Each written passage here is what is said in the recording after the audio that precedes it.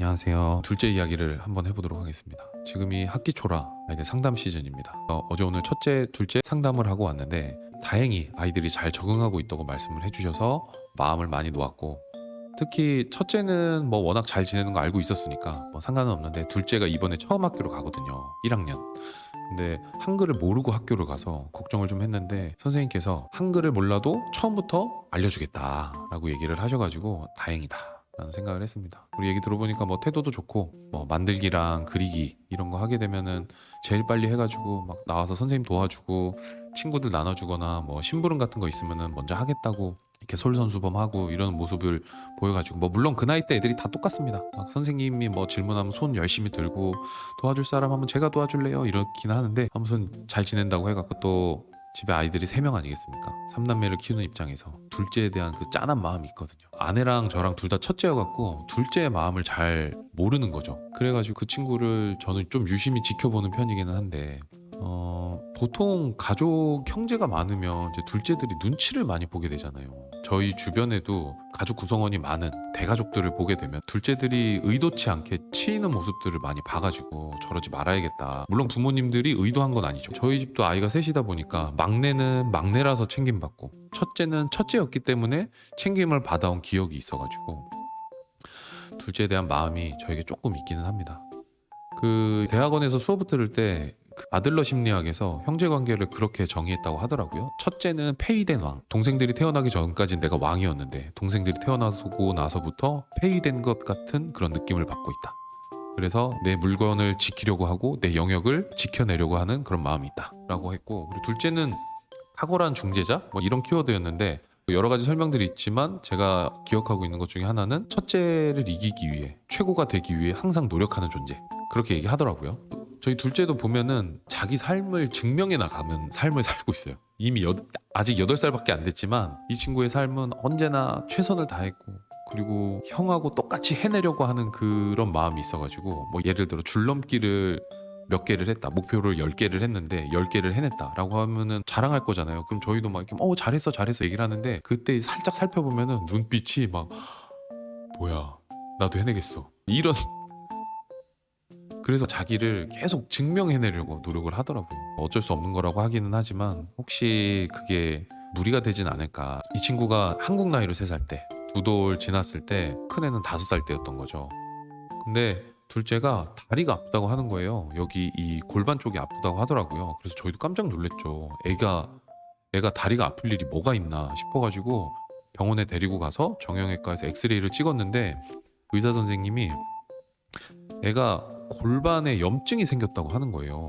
전 골반에 염증이 생겼다는 얘기도 처음 들어봤거든요. 그래서 왜 골반에 염증이 생기나요? 여쭤봤더니 무리해서 그렇다고 하는 거예요. 아니 근데 3살짜리가 무리할 일이 뭐가 있나 싶었는데, 얘가 형이랑 이게 놀이터 가면은 형 쫓아다닌다고 딱 뒤에서 열심히 다니고, 형이 뭐 높은 데 올라가면 자기도 올라가려고 다리 올리고 막 이렇게 하니까 그 자기도 모르는 사이에 고관절에 무리가 온 거예요. 이거 치료하려면은 뭐 어떻게 치료할 수는 없고 그냥 못 움직이게 해야 된다라고 해서, 아니 선생님 얘가 지금 말이 통하는 애가 아닌데 3살짜리 애인데 어떻게 안 움직이게 할 수 있나요? 라고 했더니 선생님이 그거는 부모님께서 알아서 하셔라 라고 해서, 그때 저희 원래 TV를 잘 안 봤는데 그때 신나게 TV를 봤었던 그런 경험도 있거든요.